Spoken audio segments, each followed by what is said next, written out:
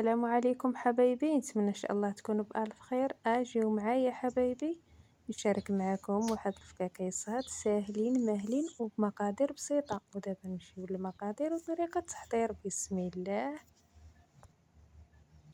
حبايبي، المقادير اللي غادي نحتاج في القراشل: عندي 2 كيلو انا درت 2 كيلو ديال الطحين، وزلافه ديال الفينو، جنجلان، النافع، خميره ديال الخبز كيف ما كتشوفوا، بوب، وعندي مليحه والمسكر. عندي هنا شويه ديال الزبده غادي ندوبها هذه من بعد. عندي 2 كيلو ديال الطحين، 700 غرام ديال سنيده. انا حيتاش زدت هاد الزلافه وصلتها ل 800 غرام. وانتم من طبيعه الحال السكر كيبقى حسب الذوق ديالكم، الا بغيتو تنقصوه كتنقصوه والا بغيتو تزيدو كتزيدو. وعندنا الزهر من طبيعه الحال،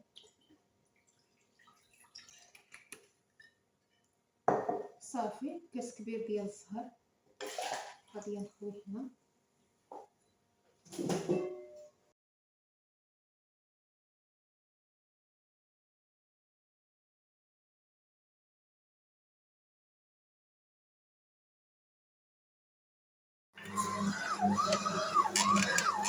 دابا كيف كتشوفوا العجينه ديالنا كتسدلك، ذوبت الزبده، ودابا كيف كتشوفوا ضفنا الزبده، غنخليها تسدلك مزيان.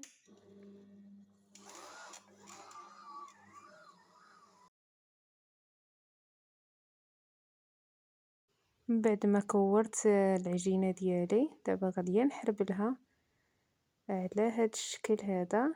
خليتها خمرات شويه، ماشي كتخمر بزاف، ما خليتش الفقاس يخمر بزاف، غير واحد شويه. ودابا غادا نخبزو ان شاء الله. خبزتو وخرج على هاد الشكل هذا، خليته حتى برد حتى الغد ليه، وعاد مشيت باش نقطعو. قطعته على هاد الشكل هذا، دوزتو كله قطعته ومن بعد خبزته. كيف كتشوفوا الفقيقصات ديالنا جاو على هاد الشكل هذا مقروشين ويا سلام. بالصحه والراحه. نتمنى ان شاء الله الفيديو ديالي يكون نال الرضا ديالكم. جربوا الطريقه ديالي وردوا عليا في لي كومونتير. ان شاء الله نتلاقى معكم فيديو جديد. خليتكم على خير. السلام عليكم.